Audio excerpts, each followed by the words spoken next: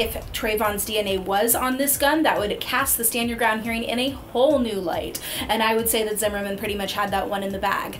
But is the inverse true? Not necessarily. Just because Trayvon's DNA was not on the gun does not mean that there wasn't a scuffle. We just don't know. But it does mean that Trayvon didn't have his hands on the gun. It does mean that at no point was Trayvon's hands on the gun, ready to shoot, ready to point. It does mean that at no point was George Zimmerman afraid of his life from a gunshot wound. Ryan Kerns, legal writer, Wild About Trial. What are your thoughts on this? I think the defense didn't lose a whole lot on this one. Now, they would have had a major break if they had found Trayvon Martin's DNA on the gun itself. Of course, that would mean that Trayvon had his hands on the gun.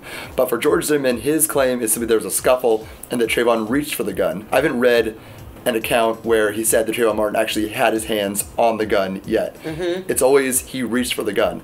Now, reaching for the gun can be just coming almost in contact with the gun. Right. It can be coming closer. The gun was in a holster as well. Right. So, and there's inconclusive DNA on the holster. They didn't conclusively rule out that Trayvon Martin's his DNA was not on the holster. It's inconclusive. There is DNA on the holster other than George Zimmerman's that is not necessary, that is undetermined, and therefore could potentially still be Trayvon Martin's.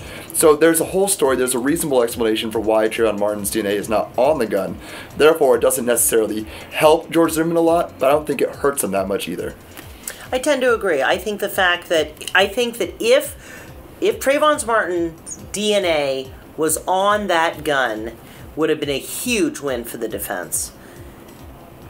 Will this destroy the defense? No, but it certainly chips away at George Zimmerman's credibility. I really believe it does, and you couple that with the mistakes or the lies or whatever you want to call them made at the bail hearing, may be problematic for George Zimmerman. If there's an account that surfaces that George Zimmerman says that Trayvon Martin's hand was on the gun at some point in time, and this DNA shows that it wasn't, that's a major hit to his credibility.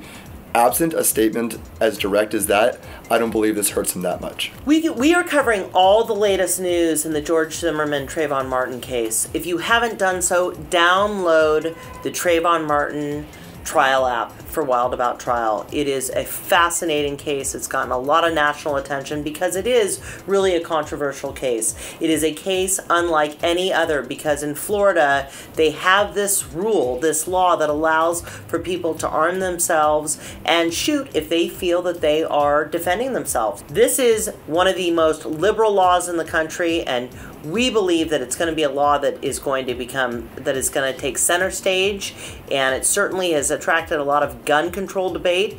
We are following it closely. Wild About Trial, Trayvon Martin, George Zimmerman case. Thank you.